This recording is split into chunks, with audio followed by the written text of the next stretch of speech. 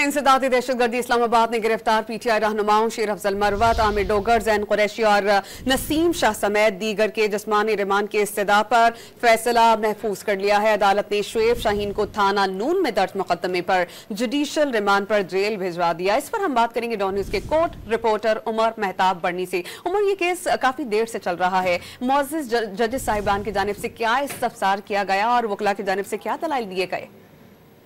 जी देखिए, आज इंसदादी दहशतगर्दी अदालत के जज अबुल हसनात मोहम्मद जुल्करनैन ने तहरीक इंसाफ के गिरफ्तार कारकुनान और रहनुमाओं के हवाले से जिस्मानी रिमांड के मामले पर समाअत की। दौरान समाअत पुलिस की जानिब से पहले शुएब शाहीन को पेश किया गया, जिस पर अदालत ने शुएब शाहीन का जिस्मानी रिमांड की इस्तदा मुस्तरद करते हुए उनको जुडिशल रिमांड पर अडयाला जेल भेजने का हुक्म सुनाया।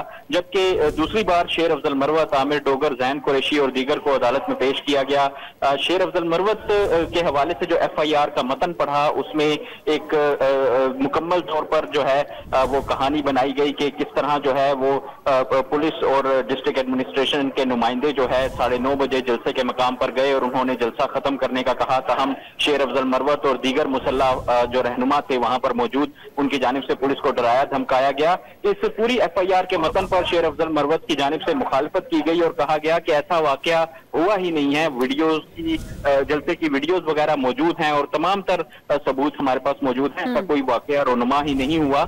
जिस पर अदालत ने शेर अफजल मरवत, आमिर डोगर, जैन कुरैशी, नसीम शाह, अहमद चट्ठा और दीगर के जिस्मानी रिमांड की सजा पर फैसला महफूज कर लिया, जो कि अब से कुछ ही देर बाद सुनाए जाने का इम्कान है। फैसला आपसे कुछ देर बाद सुनाया जाएगा। बहुत शुक्रिया उमर, आपने अपडेट किया।